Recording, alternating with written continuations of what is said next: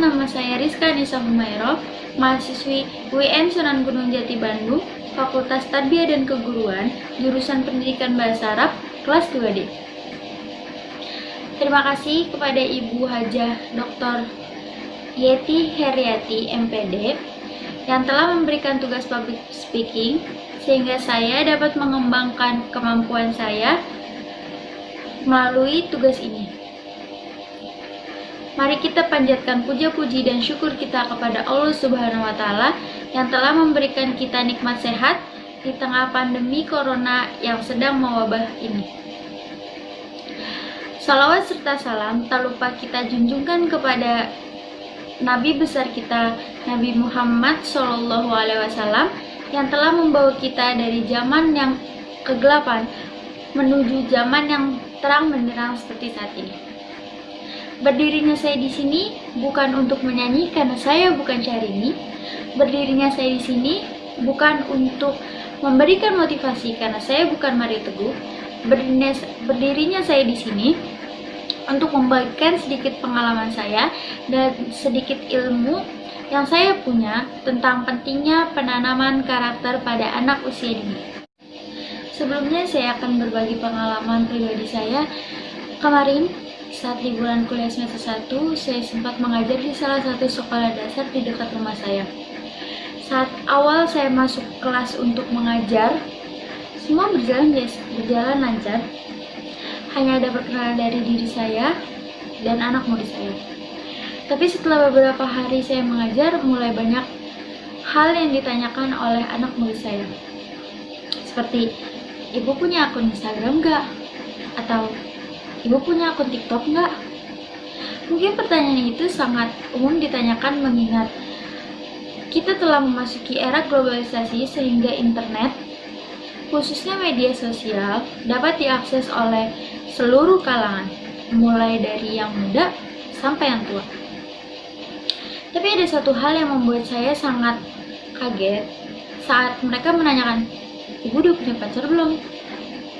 Saya bertanya pada diri saya sendiri, bagaimana anak yang umurnya bahkan belum masuk pada fase remaja dapat bertanya hal yang seharusnya hanya diketahui oleh orang dewasa? Hal ini menandakan semakin berkembangnya era globalisasi saat ini, semakin berbahayanya penggunaan internet pada anak di bawah umur tanpa pengawasan orang tua, karena mereka dapat dengan mudah mengakses konten yang tidak sesuai dengan umurnya. Lalu apa hubungannya pengalaman saya dengan tema yang saya pilih? Tentu hubungannya karena banyaknya kasus anak yang berperilaku tidak sesuai selayaknya anak kecil yang telah saya saksikan. Dan telah banyak kita saksikan di berita, banyak kasus pelecehan, pembunuhan, dan bullying yang dilakukan oleh anak di bawah umur. Tujuan saya di sini untuk mengajak orang dewasa, khususnya orang tua, yang mempunyai peran dalam pembentukan karakter sang anak untuk sama-sama belajar bagaimana cara membentuk karakter pada anak. Karena perkembangan karakter anak dipengaruhi oleh beberapa faktor, khususnya faktor dari orang tua sebagai orang dewasa terdekat untuk sang anak. Ada yang tahu apa itu pendidikan karakter? Pendidikan karakter menurut Mulyasa dalam Fadilah 2014.244, pendidikan karakter bagi anak usia dini mempunyai makna yang lebih tinggi daripada pendidikan moral karena tidak hanya berkaitan dengan masalah benar, salah, tetapi bagaimana menanamkan kebiasaan tentang berperilaku yang baik dalam kehidupan sehingga anak memiliki kesadaran dan komitmen untuk menerapkan kebajikan dalam kehidupan sehari-hari. Kesimpulan dari penjabaran di atas adalah penanaman sifat pada anak meliputi kesadaran atau kemauan, pengetahuan, dan tindakan untuk melaksanakan nilai kebaikan kepada Tuhan Yang Maha Esa, diri sendiri, sesama, lingkungan sekitar, maupun bangsa pribadi yang baik. Lalu, bagaimana cara menanamkan pendidikan karakter pada anak usia dini? Cara yang paling mudah dijangkau oleh orang tua dengan mengajarkan agama kepada sang anak. Dengan mengajarkan agama ini bertujuan agar sang anak selalu mengingat bahwa segala yang dia lakukan dapat dilihat oleh Tuhan dan akan mendapatkan balasan yang buruk jika melakukan perbuatan yang dilarang dalam agama, serta mendapatkan siksa yang pedih dari Tuhan di hari kemudian.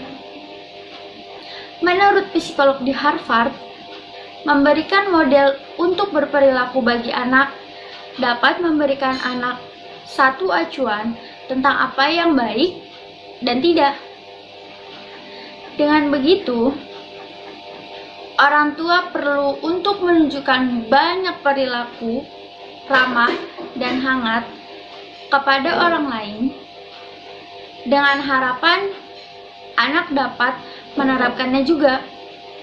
Selain itu, peran guru di sekolah juga sangat penting bagi perkembangan karakter anak.